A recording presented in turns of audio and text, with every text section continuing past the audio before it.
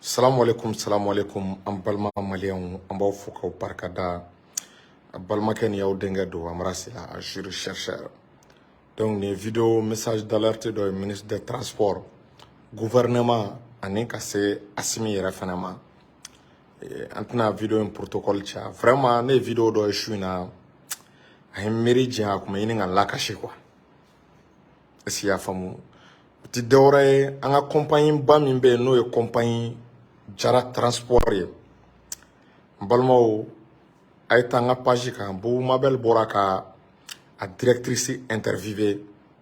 Vraiment n ye kumakan minnu mɛn a bɛ sɔn ka mɔgɔ lakasi, a bɛ mɔgɔ dabali ban quoi. Est-ce que vous voyez? Vraiment k'a ye i b'a ye k'a fɔ Jara Transport ni dɛmɛ ma don Jara Transport ma, ni Ala ma jan kɛ Jara Transport an bɛ sɔn k'a mɛn k'a binna. K'a ye nin compagnie bɛ exister a ka ca plus de 20 ans. Cɛkɔrɔba Ala ka hinɛ a la, cɛkɔrɔba ye baaraba de kɛ k'i débrouiller ka na compagnie dayɛlɛ o ka développer. Ala ye cɛkɔrɔba tanya, muso bɔra kɔ kan ka na. Muso in ko min b'a directrice ya la ko ni se kun bɛ ko n'a kun y'ale diya fa banna ka warimugu ninnu to a kun. U kun bɛ warimugu u b'a tila u yɛrɛ dama ni ɲɔgɔn cɛ ka société ko ban bɛɛ bɛ taa n'i ka bien mais ale ma sɔn o ma. A y'a décidé ka continuer k'i sen da fa senda nɔ la ka transport daminɛ a yɛrɛ k'i cɛsiri ka bɔ Europe ka na i sigi transport kunna.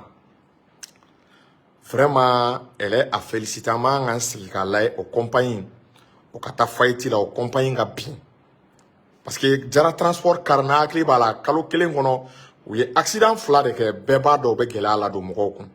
En même temps terroristes kun bɛ ka u sɛgɛn, jatigɛlikɛla walew u kun bɛ ka u ka kariw sɛgɛn kojugu. En même temps hali an bɔra information dɔ kalama i b'a ye k'a fɔ minɛli dɔw kɛra Jara Transport yɛrɛ ka gare la. I b'a ye terroristes dɔw y'u dogo u kun bɛ fɛ k'u den ka carte ta. I b'a ye k'a fɔ finitigiw nana ka na u minɛ u ka gare la. Bon yɔrɔ n'o kɛra i b'a ye k'a fɔ terroristes u b'a fɔ ko u kofɔra de. Donc Jara Transport min bɛ ka PDG nɔrɔ bila n'o y'a denmuso ye i b'a kalama u bɛ k'a menacer, jatigɛlikɛla walew yɛrɛ bɛ k'a menacer. Donc olu ka menace a b'o kɔnɔ en même temps car 2 olu ye choc kɛ mɔgɔw sara. Est-ce qu'il y'a faamu? N'o kɛra compagnie o compagnie na kalo kelen kɔnɔ ni Ala ma jan kɛ ni maliyɛnw ma dɛmɛ don i ma a compagnie bɛ bin. An bɛ sɔn k'a mɛn ko Jara Transport kun bɛ Mali la ko fa tanyana ko denw dɛsɛra gestion na. An tɛ Ala deli o la. Jara Transport n'i y'a ta k'a lajɛ a bɛ mɔgɔ hakɛ maliyɛn hakɛ min dahirimɛ sirilen b'a la n balimaw a ka ca mɔgɔ 100 yirikaw ye. Mɔgɔ 100 yirika caman o de da balo sirilen bɛ Jara Transport la. Donc n'u ye gɛlɛya sɔrɔ u ye difficulté sɔrɔ. Ne kɔni personnellement n bɛ ka nin vidéo kɛ wagati min na n kalila Ala la ni muso ma ɲɔgɔn ye n t'a kalama. Est-ce qu'il y'a faamu? N y'a ka fɛn Boubou Mabel ka page kan n y'a bila n ka page kan tellement que a ko a hinɛ ka bon quoi. Donc ne bɛ a ɲini an ka ministre des transports fɛ comme nin ye transport koɲɛ ye se o se b'a y'a ka fɛɛrɛ kɛ ka Jara Transport dɛmɛ u kana bin. État bɛ se ka dɛmɛ o dɛmɛ don Jara Transport ma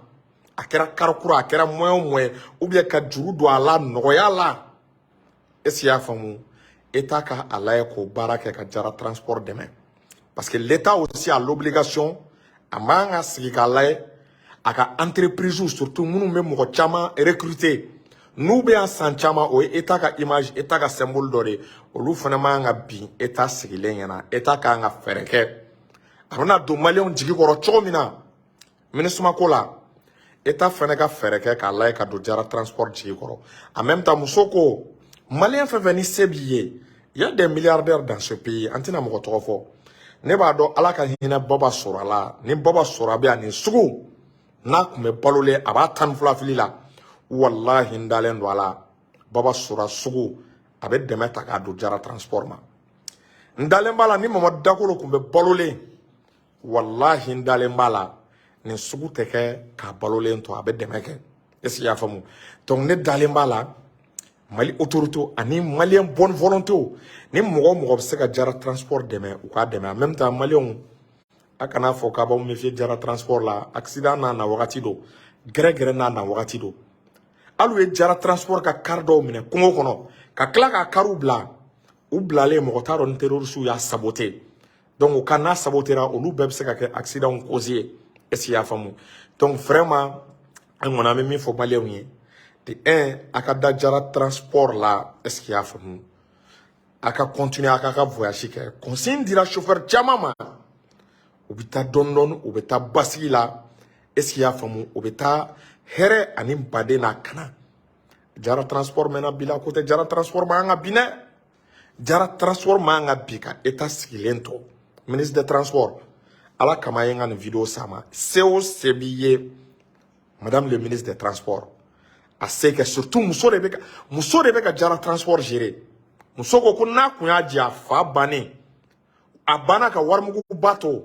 wallahi u tun bɛ warimugu tila den tɔw ni ɲɔgɔn cɛ ka Jara transport ko ban u ma sɔn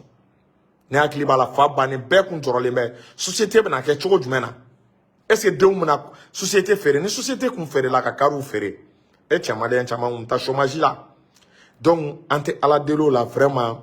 ni message in malien bɛɛ ka nin kolonkolon ka nin message partager a ka se ministre des transports ma a ka se an ka autorités ma gouvernement premier ministre ka se fo président ma ko Jara transport u mago bɛ dɛmɛ la ko n'an m'an kɔlɔsi Mali